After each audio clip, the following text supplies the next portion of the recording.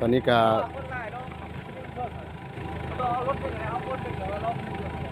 ็ผู้รถค่าอยู่อันผู้ฟดเนาะมันทางสั้นเด้ทางสั้นขึ้นไปเป็นกิโลนะความสูงสั้นขี้ฝุ่นก็หลายขี้ฝุ่น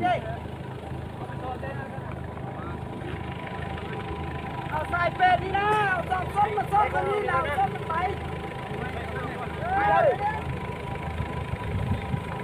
ใส่เป็นว่าใส่คันซี่มันนะคันซี่ข้างในนะใส่ไปเนี่ยใส่อันเดียวก็พอใส่ตัวก็พออันนี้ไอ้น้องพวกเฮากามาช่วยดึงรถขึ้นภูเพราะรถมันคารถมันเป็นคุมเป็นอย่างนี้จะขี้ฝุ่น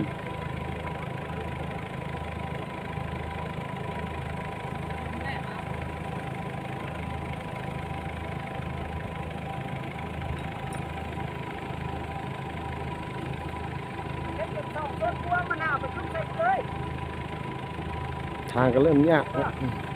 มันมีแต่ปูนด้วยเดียวแหละว่างเมืองเมฆหาเมืองเฟืองปูตัวเดียวแหละ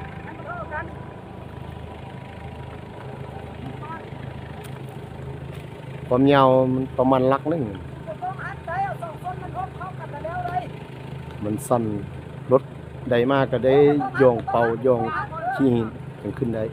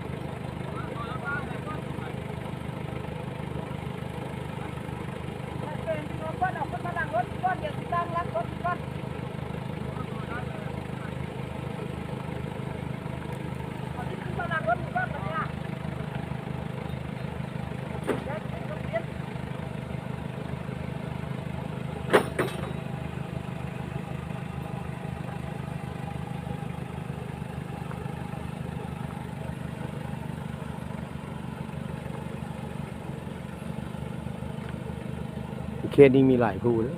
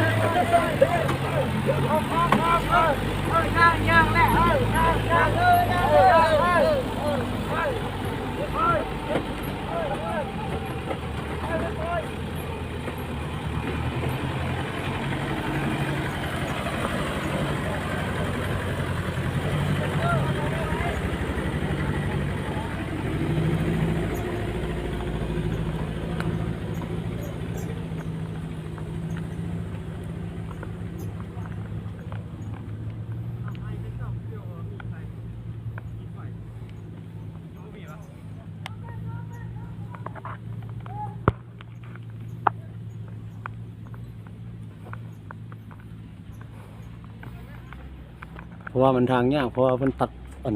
สายผู้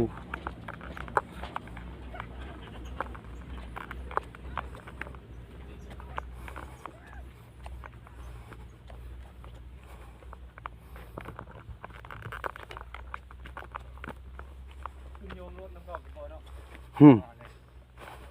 มักยางนี่โอ้ย สุดท้ายก็ขึ้นมาได้เนาะเกี่ยมเอาผู้โดยสารขึ้นรถกับเกี่ยมเดินทางเข้าสู่นครหลวง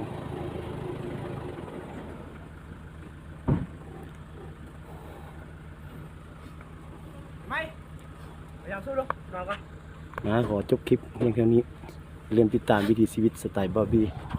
บ๊ายบาย กดไลค์กดแชร์ บายบาย ตายปั๊บพี่